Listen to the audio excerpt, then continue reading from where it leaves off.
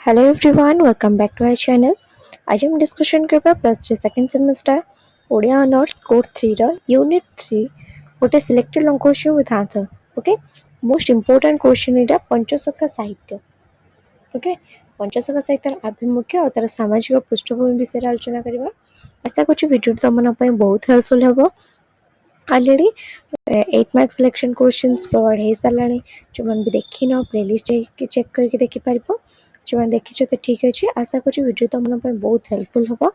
और जब प्रथम करके आम चैनल को चैनल को सब्सक्राइब करने को बिल्कुल भी भूलनी. Because 2 mark selection questions with answer 1 mark selection questions with answer तुम पाइज. ओके, चलो देखो. क्वेश्चन अच्छे पंचसखा साहित्य प्रमुख आभिमुख्य और सामाजिक पृष्ठभूमि आलोचना कर. जो पंचसखा साहित्य रही पंचसखा क्या कहुए जान पढ़ा पंचसखा क्या कहुए. पंचसखा साहित्य अर्थ कौन है, तार आभिमुख्य कौन रही, सामाजिक पृष्ठभूमि कौन रही, सब विषय में डिस्कशन करवा. चलो, ओडिया साहित्य पंचसखा जुग 1500 रु 1600 शताब्दी है. 1500 रु 1600 शताब्दी हूँ पंचसखा जुग बोली कहुए. एक गौरवमय समय जो साहित्य केवल भक्ति सीमित न रही सामाजिक संस्कार एक सशक्त माध्यम पलटि ये जो समयटा 1500 रु 1600 शताब्दी समयटा এটা कौन ना केवल साहित्य भक्ति रे सीमित न रही सामाजिक संस्कार गोटे सशक्त माध्यम पलटिला. यही जुगर 5 जन प्रमुख साधक हेले बलराम दास, जगन्नाथ दास, अच्युतानंद दास, जशोबन दास और किए ना शिशु अनंत दास है. ये 5 जन को पंचसखा बोली कहुए. बुझेगा पंचसखा जुग केते मन है 1500 शताब्दी रु 1600 शताब्दी. इंट्रोडक्शन गला भारी देन आम देखा बॉडी पार्ट्स. बॉडी पार्ट्स रे कौन रहा. फर्स्ट आम देखा सामाजिक पृष्ठभूमि, देन तापर देखा आभिमुख्य है. सोशल बैकग्राउंड कौन रही. पंचसखा साहित्यर सृष्टि पछरे तत्कालीन ओडिशार राजनैतिक सामाजिक और धार्मिक परिस्थितिर गभीर प्रभाव रही. पंचसखा साहित्य सृष्टि पछरे तत्कालीन ओडिशार राजनैतिक थिला सामाजिक और धार्मिक परिस्थितिर गभीर प्रभाव कौन होता ना पड़ता. फर्स्ट पॉइंट आसला गजपति प्रताप रुद्रदेव शासन. यही समय ओडिशा रे गजपति प्रताप रुद्रदेव शासन करथिले. को समय ना 1500 रु 1600 शताब्दी. किए शासन करथिले ओडिशा रे ना गजपति प्रताप रुद्रदेव. से समय रे देश बाह्य शत्रु आक्रमण और आभ्यंतरीण अस्थिरता दे गति करथिला, जहाँ लोकों मध्य आध्यात्मिक शरणागतिर भाव जागृत कला. कहला जेतेबेले से कहला ना देश बाह्य शत्रु आक्रमण होता आभ्यंतरीण अस्थिरता देखा देता. तो लोक मैंने कौन करते ना आध्यात्मिक शरणागतिर लोक मध्य आध्यात्मिक शरणागतिर भाव जागृत होता. नेक्स्ट आसला श्री चैतन्य ओडिशा आगमन. यही जुगरे गौड़ीय वैष्णव धर्मर प्रवर्तक श्री चैतन्य ओडिशा आसी. वैष्णव धर्म प्रवर्तक किए ना श्री चैतन्य. से ओडिशा को केबे आसिले ना 1500 रु 1600 शताब्दी. प्रभाव रे सारा ओडिशा रे प्रेम भक्तिर एक नुआ बन्या आसीथिला, जहाँ पंचसखा को उत्कलीय वैष्णव धर्म प्रचार पाई अनुप्राणित करथिला. तले श्री चैतन्य आसिले श्री चैतन्य को जो प्रेमर भक्ति थिला सेटा कौन करथिला ना ओडिशार गोटे नुआ बन्या आसला. प्रेम भक्तिर नुआ बन्या गोटे आसला ओडिशा को, जोटा कि पंचसखा को उत्कलीय वैष्णव धर्मर प्रचार पाई अनुप्राणित करथिला. जाति प्रथा और ब्राह्मण प्राधान्यर विरोध.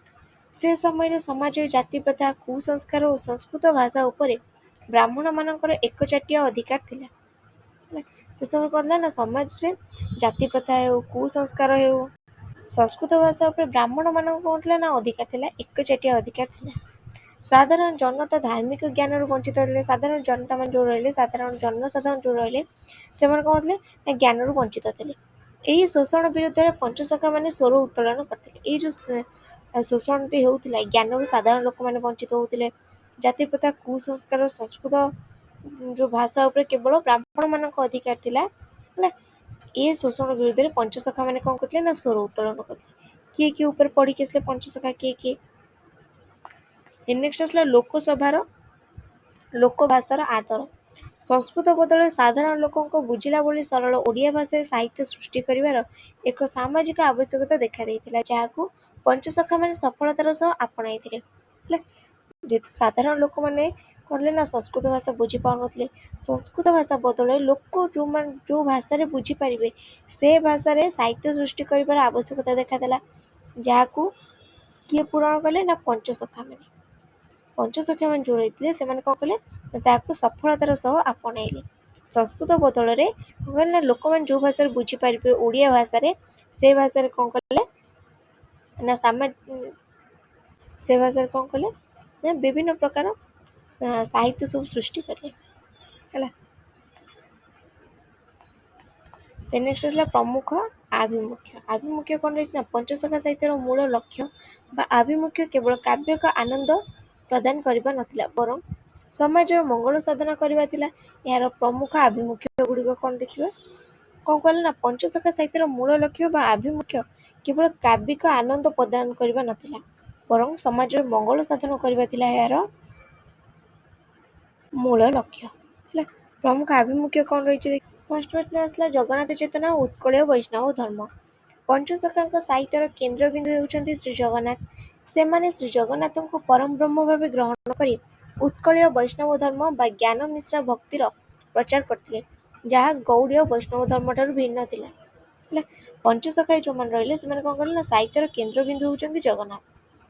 ପଞ୍ଚସଖା ସାହିତ୍ୟର କେନ୍ଦ୍ରବିନ୍ଦୁ ହେଉଛନ୍ତି କିଏ ନା ଶ୍ରୀ ଜଗନ୍ନାଥ, ଆମର ଶ୍ରୀ ଜଗନ୍ନାଥ ପରମ ବ୍ରହ୍ମ ଆମର ସେ କ'ଣ କରିଥିଲେ ନା ଜଗନ୍ନାଥଙ୍କୁ ପରମ ବ୍ରହ୍ମ ଭାବେ ଗ୍ରହଣ କରି ଉତ୍କଳୀୟ ବୈଷ୍ଣବ ଧର୍ମ ଜ୍ଞାନ ମିଶ୍ରା ଭକ୍ତିର କ'ଣ କରିଥିଲେ ନା ପ୍ରଚାର କରିଥିଲେ। କୋଉମାନେ ନା ପଞ୍ଚସଖାମାନେ, ଯୋଉଟାକି ଯେଉଁ ଶ୍ରୀ ଚୈତନ୍ୟ ଯୋଉଟାକି ବୈଷ୍ଣବ ଧର୍ମ ଯେଉଁ ଗୌଡ଼ୀୟ ବୈଷ୍ଣବ ଧର୍ମ ଥିଲା ତାଠାରୁ ଟିକେ ଭିନ୍ନ ଥିଲା ବା ଅଲଗା ଥିଲା। ତେଣୁ ଆସିଲା ଗଣ ସାହିତ୍ୟର ସୃଷ୍ଟି ବା ଗଣମୁଖୀ ଆଭିମୁଖ୍ୟ। ସଂସ୍କୃତ ପୁରାଣ ଗୁଡ଼ିକ ସରଳ ଓଡ଼ିଆ ଭାଷାର ଅନୁବାଦ ଓ ରୂପାନ୍ତର କରି ସେମାନେ ସାହିତ୍ୟକୁ ସାଧାରଣ ଜନତାଙ୍କ ପାଖରେ ପହଞ୍ଚାଇଥିଲେ। ପଞ୍ଚସଖାମାନେ କ'ଣ କରିଥିଲେ ନା ସଂସ୍କୃତର ଯେଉଁ ପୁରାଣ ଗୁଡ଼ିକ ଥିଲା ତାକୁ ସରଳ ଭାଷାରେ ଅନୁବାଦ କରିକି ସରଳ ଭାଷାରେ ରଚନା କରିକି ରୂପାନ୍ତରିତ କରିକି ଜନସାଧାରଣଙ୍କ ପାଖରେ ସାଧାରଣ ଲୋକଙ୍କ ପାଖରେ ପହଞ୍ଚାଇଥିଲେ। ବଳରାମ ଦାସଙ୍କ ଜଗମୋହନ ରାମାୟଣ ଏବଂ ଜଗନ୍ନାଥ ଦାସଙ୍କ ଓଡ଼ିଆ ଭାଗବତ ଏହାର ଶ୍ରେଷ୍ଠ ଉଦାହରଣ। ହେଲା, ରାମାୟଣ ବାଲ୍ମୀକି ଲେଖିଥିଲେ କୋଉଥିରେ ନା ସଂସ୍କୃତରେ ଲେଖିଥିଲେ, ଭାଗବତ ମଧ୍ୟ ଲେଖା ହେଇଥିଲା ସଂସ୍କୃତରେ, କିନ୍ତୁ ବଳରାମ ଦାସ କ'ଣ ଥିଲେ ନା ତାକୁ ଓଡ଼ିଆ ଭାଷାରେ ଅନୁବାଦ କରିଥିଲେ କାହାକୁ ନା ରାମାୟଣକୁ, କିନ୍ତୁ ତା ନାମ କ'ଣ ଥିଲା ନା ଜଗମୋହନ ରାମାୟଣ। ଜଗନ୍ନାଥ ଦାସ ମଧ୍ୟ ଭାଗବତକୁ ଓଡ଼ିଆରେ ରଚନା କରିଥିଲେ, ଯାହାର ନାଁ ଥିଲା ଓଡ଼ିଆ ଭାଗବତ। ବୁଝିଲା, ନେକ୍ସଟ ଆସିଲା ସାମାଜିକ ସମାନତା ଓ ଜାତି ପ୍ରଥାର ବିରୋଧ। ପଞ୍ଚସଖା ସାହିତ୍ୟ ମାନବବାଦ ଉପରେ ପ୍ରତିଷ୍ଠିତ ଥିଲା। ବଳରାମ ଦାସଙ୍କ ଲକ୍ଷ୍ମୀ ପୁରାଣରେ ଚଣ୍ଡାଳୁନୀ ଶ୍ରୀୟାକୁ ଆଧାର କରି ଜାତିଭେଦ ଓ ଅସ୍ପୃଶ୍ୟତା ବିରୋଧରେ ଦୃଢ଼ ସ୍ୱର ଉତ୍ତୋଳନ କରାଯାଇଛି। ଭକ୍ତି କ୍ଷେତ୍ରରେ ସମସ୍ତେ ସମାନ ବୋଲି ସେମାନେ ପ୍ରଚାର କରିଥିଲେ। ହେଲା, ପଞ୍ଚସଖା ସାହିତ୍ୟ ମାନବବାଦ ଉପରେ କ'ଣ ଥିଲା ନା ପ୍ରତିଷ୍ଠିତ ଥିଲା। ବଳରାମ ଦାସଙ୍କ ଲକ୍ଷ୍ମୀ ପୁରାଣରେ ଚଣ୍ଡାଳୁନୀ ଶ୍ରୀୟାକୁ ଆଧାର କରିକି ଜାତିଭେଦ ଓ ଅସ୍ପୃଶ୍ୟତା ବିରୁଦ୍ଧରେ ଦୃଢ଼ ସ୍ୱର ଉତ୍ତୋଳନ କରାଯାଇଛି। ଭକ୍ତି କ୍ଷେତ୍ରରେ ସମସ୍ତେ କ'ଣ ଥିଲେ ନା ସମାନ ବୋଲି ସେମାନେ ପ୍ରଚାର କରିଥିଲେ, କୋଉମାନେ ନା ପଞ୍ଚସଖାମାନେ। ନେକ୍ସଟ ପଏଣ୍ଟ ଆସିଲା ପିଣ୍ଡ ବ୍ରହ୍ମାଣ୍ଡ ତତ୍ତ୍ୱ ଓ ଶୂନ୍ୟବାଦ କ'ଣ। ପଞ୍ଚସଖାମାନେ ଯୋଗ ଓ ତନ୍ତ୍ର ଉପରେ ଗୁରୁତ୍ୱ ଦେଇଥିଲେ। ଯାହା ଅଛି ପିଣ୍ଡେ ତାହା ଅଛି ବ୍ରହ୍ମାଣ୍ଡେ। ହେଲା, ଯାହା ଅଛି ପିଣ୍ଡେ ତାହା ଅଛି ବ୍ରହ୍ମାଣ୍ଡେ, ଅର୍ଥାତ୍ ଆର ଅର୍ଥ କ'ଣ ନା ମାନବ ଶରୀର ଭିତରେ ହିଁ ଭଗବାନ ବିଦ୍ୟମାନ ବୋଲି ସେମାନେ ଦର୍ଶାଇଥିଲେ। ପଞ୍ଚସଖାମାନେ କ'ଣ କହିଥିଲେ ନା ମାନବ ଶରୀର ଭିତରେ ହିଁ ଭଗବାନ ବିଦ୍ୟମାନ ବୋଲି ଦର୍ଶାଇଥିଲେ। ଅଚ୍ୟୁତାନନ୍ଦଙ୍କ ଶୂନ୍ୟ ସଂହିତାରେ ଏହି ନିରାକାର ଶୂନ୍ୟ ସାଧନାର ବ୍ୟାଖ୍ୟା ରହିଛି। ଅଚ୍ୟୁତାନନ୍ଦ ଦାସଙ୍କ ଶୂନ୍ୟ ସଂହିତା ସେଥିରେ କ'ଣ ଅଛି ଏହି ନିରାକାର ଶୂନ୍ୟ ସାଧନାର ବ୍ୟାଖ୍ୟା କରାଯାଇଛି। ଦେନ୍ ଆସିଲା ମାଳିକା ସାହିତ୍ୟ ଓ ଭବିଷ୍ୟତବାଣୀ। ସମାଜକୁ ପାପ ପଥରୁ ନିବୃତ୍ତ କରି ସନ୍ମାର୍ଗ ଆଣିବା ପାଇଁ ପଞ୍ଚସଖାମାନେ ମାଳିକା ରଚନା କରି ଆଗାମୀ ଯୁଗର ପରିବର୍ତ୍ତନ ଓ ବିପତ୍ତି ସମ୍ପର୍କରେ ସତର୍କ କରାଇଥିଲେ। ହେଲା, ମାଳିକା କୋଉମାନେ ରଚନା କରିଥିଲେ ନା ପଞ୍ଚସଖାମାନେ, ବିଶେଷ କରି ଅଚ୍ୟୁତାନନ୍ଦ ଦାସ। ହେଲା, ସେ କ'ଣ ଥିଲେ ନା ସମାଜ ମାଳିକା ମାନେ ଜାଣିଛ ଯେଉଁଟାକି କ'ଣ ଫ୍ୟୁଚର କଥା ବା ଭବିଷ୍ୟତ କଥା ଲେଖା ହେଇଥାଏ ସମାଜର। ହେଲା, ଆଗାମୀ ଯୁଗର ପରିବର୍ତ୍ତନ ବିପତ୍ତି କ'ଣ କ'ଣ ଆସିବ ସେଥିପାଇଁ କ'ଣ ଥିଲେ ନା ଲୋକମାନଙ୍କୁ ସତର୍କ କରାଇବା ପାଇଁ ମାଳିକା ରଚନା କରିଥିଲେ କିଏ ନା ଅଚ୍ୟୁତାନନ୍ଦ ଦାସ ବିଶେଷ କରି, କିନ୍ତୁ ପଞ୍ଚସଖାମାନଙ୍କର ସେଥିରେ हस्तक्षेप थिला। नेक्स्ट आसला नैतिकता और चरित्र गठन। साधारण मनीष किभली एक सरल निर्मल और धार्मिक जीवन यापन करिपरिबो सेतिपई पंचसखा साहित्य रे नीति शिक्षा उपर अधिक गुरुत्व दिया जायतिला।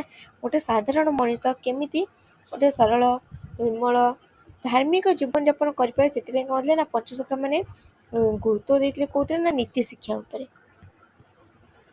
आमे देखिया कंक्लूजन। पंचसखा साहित्य केवल एक धार्मिक आंदोलन नथला बरं यह थिला एक गण आंदोलन। पंचसखा साहित्य थिला ना गोटे धार्मिक आंदोलन, एटा गण आंदोलन मध्य थिला। तत्कालीन रक्षणशील समाज रे साधारण लोकों को आध्यात्मिक सामाजिक अधिकार देबारे पंचसखा साहित्यर भूमिका अतुलनीय।